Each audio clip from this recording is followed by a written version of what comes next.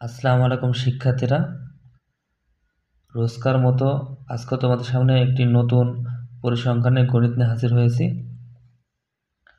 আজকে তোমাদের শেখাবো কিভাবে পরিসংখ্যানের প্রচুরক নির্ণয় করতে হয়।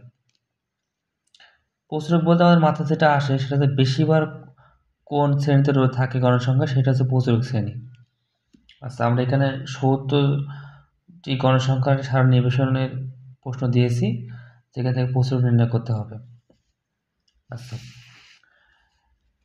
প্রচুরক নির্ণয়ের জন্য আমরা যেটা একটু আগেই বললাম যে গণসংখ্যা বেশিবার যেটা রয়েছে, আমরা খেয়াল করে দেখি প্রশ্নে সবচেয়ে বেশিবার রয়েছে 25, অর্থাৎ প্রচুরক শ্রেণী হচ্ছে 48-53,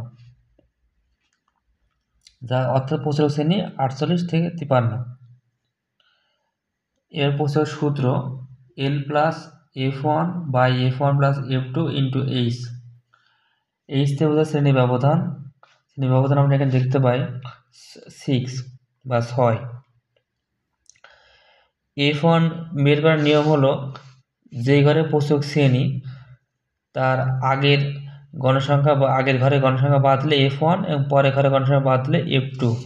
আমরা দেখতে পাই প্রচুরক শ্রেণীর আগের ঘরের গণসংখ্যা 18, যা 25 থেকে বাদ দিলে হয় 7, অর্থাৎ F1 7, F2 25 থেকে 8 বাদ দিলে 17। আর L বোঝায় যেই ঘরে প্রচুরক শ্রেণী পড়ে সেই ঘরে শ্রেণীব্যাপ্তির নিম্ন সীমা। এবার আমরা যোগ বিয়োগ অংশে যাই।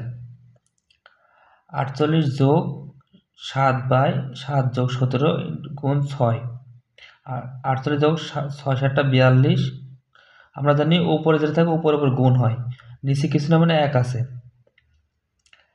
42 বাই 7 যোগ 17 24, এটা ভাগ করলে 1.75, যোগ করলে 49.75। এটাই উত্তর। আশা করি তোমরা বুঝতে পেরেছো।